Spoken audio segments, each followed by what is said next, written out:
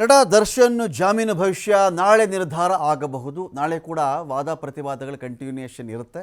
ಒಂದು ಕಡೆ ನಾಗೇಶ್ ಅವರು ವಾದವನ್ನು ಮಂಡಿಸಬಹುದಾಗುತ್ತೆ, ಅವಕಾಶ ಸಿಕ್ಕಿದ್ರೆ SPP ಅವರು ಕೂಡ ನಾಳೆ ವಾದವನ್ನು ಮಂಡಿಸಬಹುದಾಗುತ್ತೆ. ಹಾಗಾಗಿ ನಾಳೆ ಬಹುತೇಕ ನಿರ್ಧಾರ ಆಗುತ್ತೆ ಅಂತ ಕಾಣುತ್ತೆ, ಅಥವಾ ಇನ್ನೂ ಒಂದೆರಡು ದಿನ ಹೋಗಬಹುದು. ಆದರೆ ಈ ಒಂದು ವಾದ ಪ್ರತಿವಾದ ಮುಗಿಯುವುದರ ಒಳಗಾಗಿಯೇ ದರ್ಶನ್ಗೆ ಬೇಲ್ ಸಿಗುತ್ತಾ ಸಿಗಲ್ವಾ ಅನ್ನೋ ವಿಷಯ ಗೊತ್ತಾಗ್ಬಿಡುತ್ತೆ. ನಾಗೇಶ್ ಅವರ ವಾದವನ್ನು ಕೇಳಿದಾಗ ಅದು ತುಂಬ ಪ್ರಖರ ಅಂತಲೇ ಕಾಣಿಸುತ್ತೆ. ಅಟ್ ದ ಸೇಮ್ ಟೈಮ್ ನಾಳೆ ಪ್ರಾಸಿಕ್ಯೂಷನ್ ವಾದಕ್ಕೆ ನಿಂತುಕೊಂಡಾಗ ಅವ್ರ ಬಳಿಯೂ ಕೂಡ ಯಾವೆಲ್ಲ ಪ್ರಶ್ನೆಗಳನ್ನು ನಾಗೇಶ್ ಅವರು ರೈಸ್ ಮಾಡಿದ್ದಾರೋ ಅದಕ್ಕೆ ಉತ್ತರಗಳು ಇರಬಹುದು. ಆದರೆ ಇಲ್ಲಿಯವರೆಗೆ CV ನಾಗೇಶ್ ಅವರು ವಾದ ಮಂಡಿಸಿರುವ ಆ ವಾದ ಸರಣಿಯನ್ನು ನಾವು ಗಮನಿಸಿಕೊಂಡಾಗ ದರ್ಶನ್ ಅವರಿಗೆ ಬೇಲ್ ಸಿಗುವಂಥ ಚಾನ್ಸಸ್ ಎಷ್ಟು ಮಟ್ಟಿಗೆ ಇದೆ? ಹೌದಾ, ಅಮರಮಣಿ ತ್ರಿಪಾಠಿ ಕೇಸಲ್ಲಿ ಏನಾಗಿತ್ತು, ಡಬಲ್ ಮರ್ಡರ್ಗಳ ಕೇಸಲ್ಲಿ ಏನಾಗಿತ್ತು, ಸುಪ್ರೀಂ ಕೋರ್ಟ್ನ ಬೇರೆ ಬೇರೆ ತೀರ್ಪುಗಳನ್ನು ಉಲ್ಲೇಖ ಮಾಡಿಕೊಂಡಾಗ ಅಲ್ಲಿ ನಮಗೆ ಸಿಗ್ತಕ್ಕಂಥ ಅಂಶಗಳೇನು, ಯಾವ ಎವಿಡೆನ್ಸ್ಗಳನ್ನು ನಾವು ಪಂಚನಾಮೆ ಆಧಾರದ ಮೇರೆಗೆ ಅಥವಾ ಸ್ಪಾಟಲ್ಲಿ ಸಿಕ್ತು ಎನ್ನುವುದರ ಆಧಾರದ ಮೇರೆಗೆ, ಅವರು ಬಟ್ಟೆ ಆಧಾರದ ಮೇರೆಗೆ, CCTV ಫುಟೇಜ್ ಆಧಾರದ ಮೇಲೆ ಮಾತನಾಡ್ತೀವೋ ಇದ್ರ ತೂಕ ಎಷ್ಟಿರುತ್ತೆ, ಅಥವಾ ಸೈಂಟಿಫಿಕ್ ಎವಿಡೆನ್ಸ್ ಇದೆಯಲ್ಲ, FSL ರಿಪೋರ್ಟ್ ಆಗಬಹುದು, DNA ರಿಪೋರ್ಟ್ ಆಗಬಹುದು, ಆ ಬ್ಲಡ್ ಸ್ಯಾಂಪಲ್ಗಳ ರಿಪೋರ್ಟ್ ಆಗಬಹುದು, ಮಣ್ಣಿನ ಮೇಲೆ ಬಿದ್ದಂಥ ರಕ್ತದ ಹನಿಗಳಿಂದ ಕಲೆಕ್ಟ್ ಮಾಡಲಾದಂಥ ಅಂಶಗಳಿಂದ ಅಲ್ಲೇನು ಪತ್ತೆ ಆಯಿತು ಇದಿರಬಹುದು.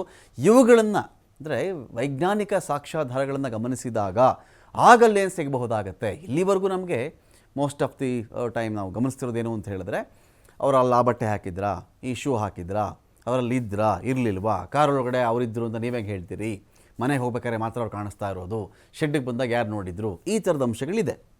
ಇದಿಷ್ಟೇನಾ ಒಬ್ಬ ವ್ಯಕ್ತಿಯನ್ನು ಆತ ಕೃತ್ಯದಲ್ಲಿ ಭಾಗಿಯಾಗಿದ್ದಾನೆ ಅಥವಾ ಭಾಗಿಯಾಗಿಲ್ಲ ಅಂತ ತೀರ್ಪನ್ನು ಕೊಡಲಿಕ್ಕೆ ಸಾಧ್ಯ ಆಗುತ್ತಾ? ಇಲ್ಲೇನಿದೆ ಅಂದರೆ ಇನ್ನೂ ಕೂಡ ಈ ಕೇಸಿನ ಟ್ರಯಲ್ ಏನು ನಡೀತಾ ಇಲ್ಲ. ಇಲ್ಲಿ ವಾದ ಪ್ರತಿವಾದಗಳು ಶುರುವಾಗಿ ಈ ಆರೋಪಿಗಳಿಗೆ ಏನು ಶಿಕ್ಷೆ ಕೊಡಬೇಕು ಅಂತ ನಡೀತಾ ಇಲ್ಲ. ಇಲ್ಲಿ ಬಂದಿರೋ ವಿಚಾರ ಜಾಮೀನು ಮಾತ್ರ ಬಂದಿರೋದು. ಈಗ ಜಾಮೀನು ಸಿಕ್ಕ ಅವ್ರು ಆಚೆ ಬಂದರೆ ಅಥವಾ ಜಾಮೀನು ಸಿಗದೆ ಒಳಗಡೆ ಇದ್ದರೂ ಕೂಡ ನಾಳೆ ದಿನ ಟ್ರಯಲ್ ಶುರುವಾಗುತ್ತೆ. ಶುರು ಮಾಡಿ ಸ್ವಾಮಿ ಟ್ರಯಲ್ ಅಂತ ಹೇಳಿದಾಗ ಟ್ರಯಲ್ ಒಂದು ಕಡೆ ಶುರುವಾಗುತ್ತಲ್ವಾ. ಟ್ರಯಲ್ ಶುರುವಾದಾಗ ಆಗ ನಡೆಯುತ್ತೆ, ನಾನು ಇದ್ದೆ ಇರಲಿಲ್ಲ, ಅಲ್ಲಿ ಯಾವಾಗ ಬಂದಿದ್ದೆ, ಎಷ್ಟೊತ್ತಿಗೆ ಬಂದಿದ್ದೆ, ಇದೆಲ್ಲ ಅಲ್ಲಿ ಬರ್ತಾವಲ್ವಾ. ಈಗ ಬೇಲ್ ಅನ್ನೋ ಅಂಶವನ್ನು ಗಮನಿಸಿದಾಗ CV ನಾಗೇಶ್ ಅವರ ಇಲ್ಲಿಯವರೆಗಿನ ವಾದ ಸಾಕಾ, ಅಥವಾ ನ್ಯಾಯಾಧೀಶರು ಅಥವಾ ನ್ಯಾಯಾಲಯವನ್ನು ಕನ್ವಿನ್ಸ್ ಮಾಡಬೇಕು ಅಂತ ಹೇಳಿದ್ರೆ ಇನ್ನೂ ಪ್ರಮುಖ ಅಂಶಗಳು ಬೇಕಾಗ್ತವಾ? ಇನ್ನು ದಸರಾ ಮುಗಿಯುವುದರ ಒಳಗಾಗಿಯೇ ದರ್ಶನ್ ಬರ್ತಾರೆ ಅಂತ ಹೇಳ್ತಾರಪ್ಪ. ಅವರ ಪತ್ನಿ ಕೂಡ ಅದೇ ಭರವಸೆ ಕೊಟ್ಟು ಬಂದಿರಬೇಕು ಇವತ್ತು. ಅಂದರೆ ನಮ್ಮ ಕಡೆ ವಕೀಲರ ಕಡೆಯಿಂದ ನಮ್ಗೆ ಆ ಭರವಸೆ ಸಿಗ್ತಾ ಇದೆ ಅಂತೇಳಿ ಅವ್ರಿಗೇನು ಸಿಗುತ್ತೋ ಅದನ್ನೇ ಅವ್ರು ಹೇಳಿರ್ತಾರೆ. ನಾಳೆ ಕೂಡ 57ನೇ CCH ಕೋರ್ಟ್ನಲ್ಲಿ ಜಾಮೀನು ಅರ್ಜಿಯ ವಿಚಾರಣೆ ಇರುತ್ತೆ. ಪ್ರತಿವಾದಕ್ಕೆ ಸಮಯವನ್ನು SPP ಪ್ರಸನ್ನಕುಮಾರ್ ಅವರು ಕೇಳಿದ್ದಾರೆ. SPP ಪ್ರಸನ್ನಕುಮಾರ್ ಅವರು ಕೇಳಿರ್ತಾರದನ್ನು 2 ದಿನಗಳ ಕಾಲ ಸುದೀರ್ಘ ವಾದವನ್ನು CV ನಾಗೇಶ್ ಅವರು ಮಂಡಿಸಿದ್ದಾರೆ. ತನಿಖಾ ಲೋಪದೋಷಗಳು, ಚಾರ್ಜ್ ಶೀಟ್ನ ಲೋಪದೋಷಗಳನ್ನು ಬಿಚ್ಚಿಟ್ಟಿದ್ದಾರೆ ಒಂದು ಕಡೆ CV ನಾಗೇಶ್ ಅವರು. ಸಾಕ ಹಾಗಾದರೆ ಇಷ್ಟೇ ಅಂಶದ ಮೇಲೆ ಒಬ್ಬ ವ್ಯಕ್ತಿಗೆ ಬೇಲ್ ಸಿಕ್ಕಿಬಿಡುತ್ತಾ?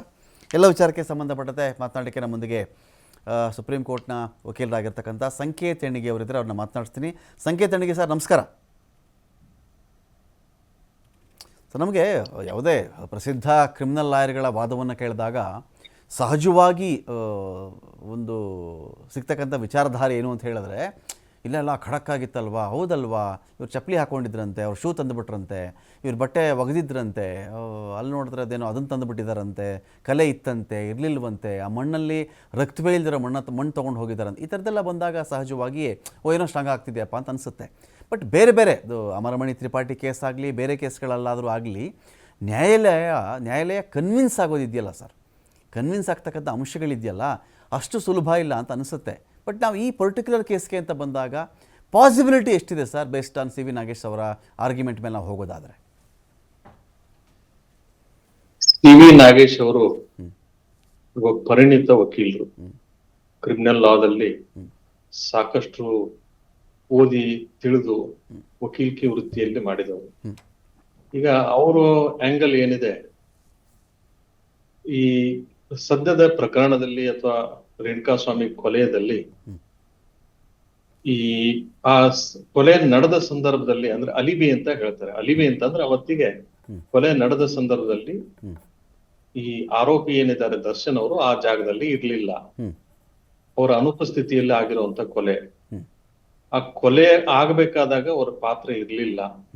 ಅಂದ್ರೆ absence of the accused at the time of the commission of an offence ಅಂತ ಅವ್ರು ಹೇಳ್ತಾ ಇರೋದು ಒಂದು. ಅದ್ರ ಮೇಲೆ ಅವ್ರದ್ದು ಯಾವ್ದು ಮೆನ್ಸ್ರಿ ಅಂದ್ರೆ ಗಿಲ್ಟಿ ಇಂಟೆನ್ಷನ್ ಇರ್ಲಿಲ್ಲ ಅಂತ ಹೇಳಿ ಇನ್ನೊಂದು ವಾದ ಮಾಡ್ತಾ ಇರೋದು. ಅಂದ್ರೆ ಅವ್ರು ಕೊಲೆ ಮಾಡೋಂತ ಯಾವುದೇ ದುರುದ್ದೇಶ ಇರ್ಲಿಲ್ಲ ಅಂತ ಎರಡನೇದ್ದು. ಮತ್ತೆ ಮೂರನೇದಾಗಿ ಅವ್ರು ಹೇಳ್ತಾ ಇರೋದು ಈ there are loopholes in the charge sheet, discrepancy ಅಂದ್ರೆ ಸಾಕಷ್ಟು ತಪ್ಪನ್ನು ಎಸಗಿದ್ದಾರೆ ತನಿಖೆ ಮಾಡೋ ಸಂದರ್ಭದಲ್ಲಿ ಹಾಗೂ ತನಿಖಾ ವರದಿಯಲ್ಲಿ ಇದೆಲ್ಲ ಸ್ಪಷ್ಟವಾಗಿ ಕಾಣ್ತಾ ಇದೆ. ಸಾಕಷ್ಟು ವಿರೋಧಾಭಾಸಗಳಿದಾವೆ. ಹಾಗಾಗಿ ಈ ತನಿಖಾ ವರದಿಯನ್ನ ಒಪ್ಪೋದಕ್ಕಾಗೋದಿಲ್ಲ.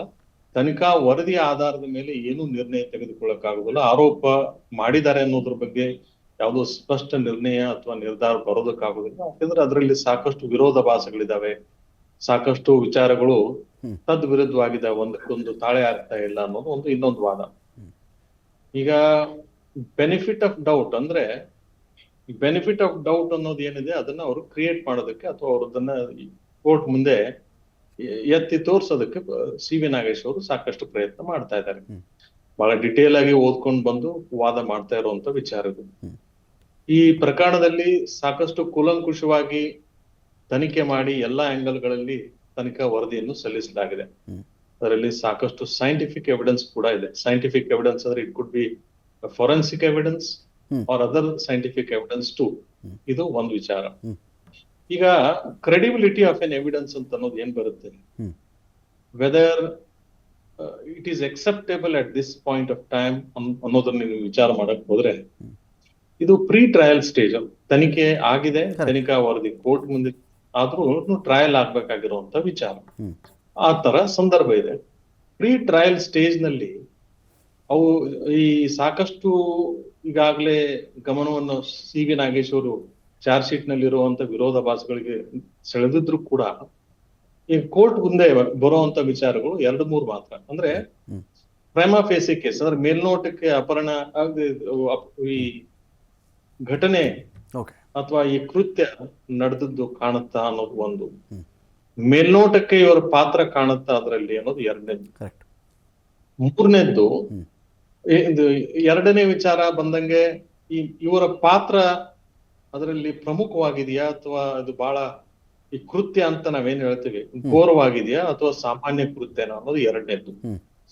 ಮೂರನೇದ್ದು ಈ ಸಾಕ್ಷಿಗಳ ಮೇಲೆ ಪ್ರಭಾವ ಬೀರುವಂತದ್ದಾಗ್ಲಿ ಅಥವಾ ಸಾಕ್ಷಿ ನಾಶಕ್ಕೆ ಇವರೇನಾದ್ರೂ ಪ್ರಯತ್ನ ಪಡುವಂತ ಸಾಧ್ಯತೆಗಳಿದೆಯಾ ಅನ್ನೋದು ಮೂರನೇ ವಿಚಾರ.